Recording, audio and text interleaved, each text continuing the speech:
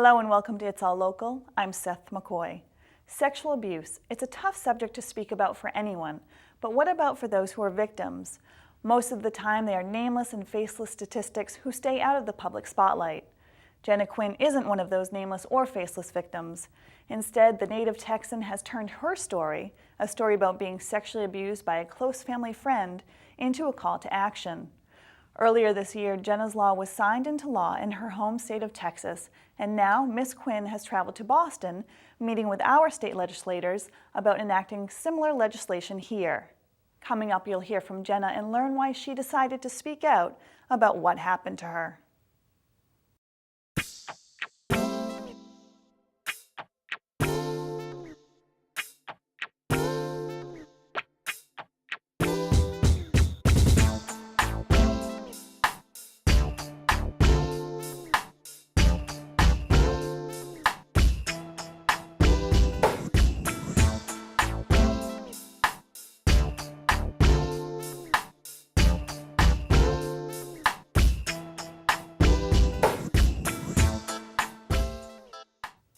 And joining me now is Jenna Quinn.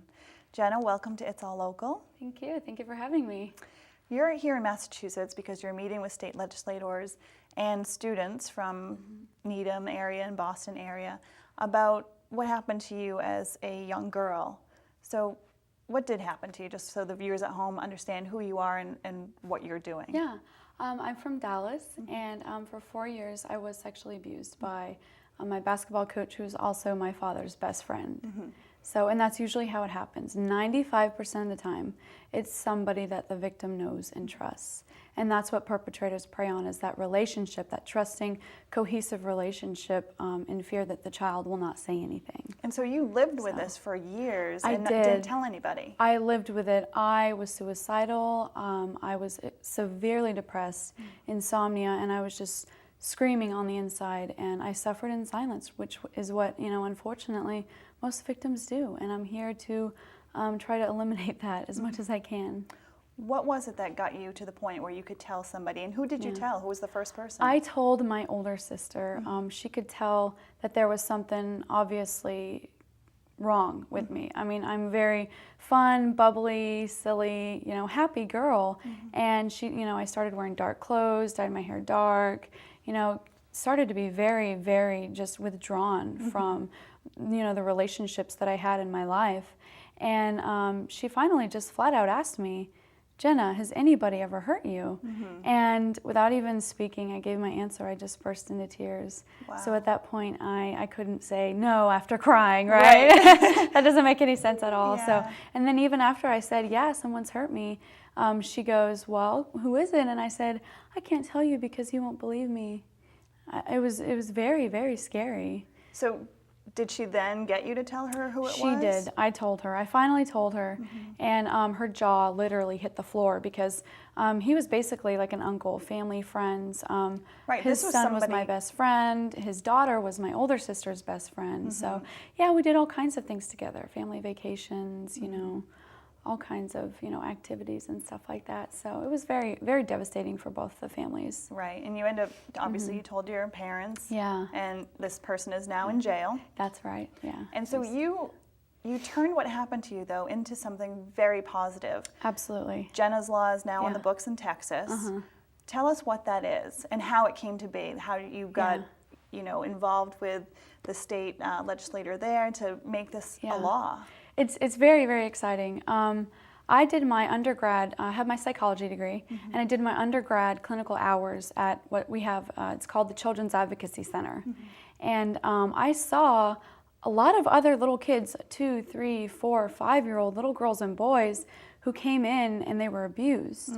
And they couldn't even hardly say that they were actually abused. They had to show you with dolls because they didn't know what certain body parts were. Right. And that really, really got to me. I realized there's a lot going on here, and this is just an epidemic. I mean, it's 1 in 3 girls and 1 in 6 boys before the age of 18. Wow. Yeah, that's before the age of 18. And then I thought, well, where are all these schools? What's the easiest place to access all these children? And that's in school. So basically, with Jenna's Law, ages K through 12 have to be informed on sexual abuse.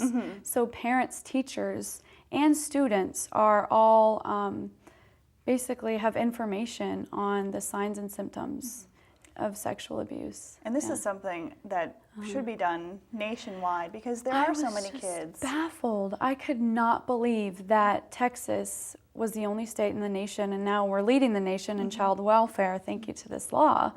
But, you know, I couldn't believe that nothing like this had been done before. And so I did some research. I met with a local representative. Senator Tan Parker was just amazing in helping this. You know, this was a very speedy legislation. It only took a couple years. Which is amazing. Which is incredible. It's just so incredible. So, you know, I really prayed for all of it to work and prayed its way through. And, you know, it's a good thing. Texas did a really good thing. Yeah. And now you're here in Massachusetts. Yes, yes. At the end of October, you went to the Take Back the Night event. That's right, that's right. What was that like? And this Take Back the Night is for victims of domestic and sexual violence. So what was that like for you? It was so empowering to see other people that have the same cause and the same passion for crimes in general. Because it's about crimes for men and women. Right. Basically, the message I spoke of is love yourself, honor yourself, treat yourself well. Therefore, if you can treat yourself well, you'll treat others well. You'll honor others with your life. And I just basically gave them power. Said you have personal power, you have choice. And what you do with your life is yours, and nobody can take that from you. It must be very empowering for the kids to hear as well, because is. if there is a victim out there, they can look at you and say, Jenna did it. That's I right. can go tell somebody. That's right, exactly. And I'm trying to reverse the psyche almost of what a victim feels. Because you feel isolated, you feel, you know, shameful, you feel embarrassed, and you feel like you're the only person in the world that's going through it. But it's because nobody talks about it. It's such a taboo topic. Right. But if we can all just speak openly about it, it increases the chances of children, you know, making an outcry eventually. There are kids who maybe will tell a friend, but that friend doesn't know how to make that next step. So this might give them the tools to say. And that's part of what Jenna's Law does. It goes through available counseling methods and intervention plans, so that even if you're not a victim, you may, you know, because of the statistics, very well come across a friend or a cousin or a sister or somebody that you know that's maybe going through this. Right.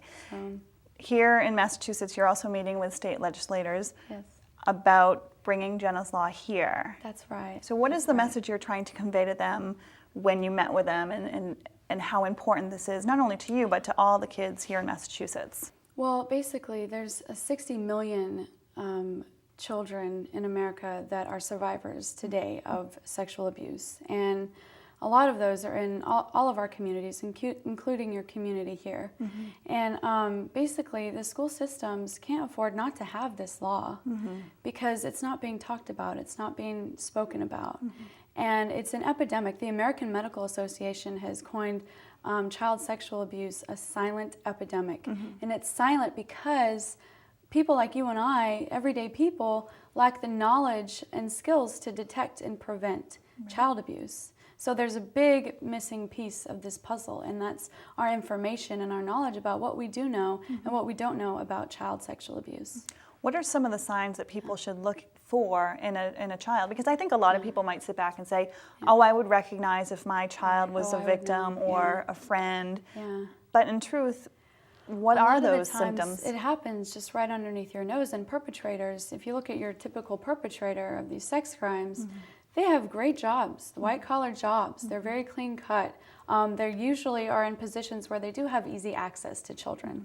So they're coaches or they're priests or, you know, unfortunately, they're teachers. And that's what a lot of people, I think, don't know. It's not really stranger danger. Right. So if we can at least understand and know the facts, solutions start with awareness. I think that's very important, too. It's not the stranger lurking around the corner. It's somebody that they might know. You know? It very well, and that's a really harsh reality to come to terms with and understand that, oh, it could be somebody who I trust. Like I'm entrusting my children with this individual, and it's just, you don't want to go there. But unfortunately, it's something to at least, you know, you have to think about.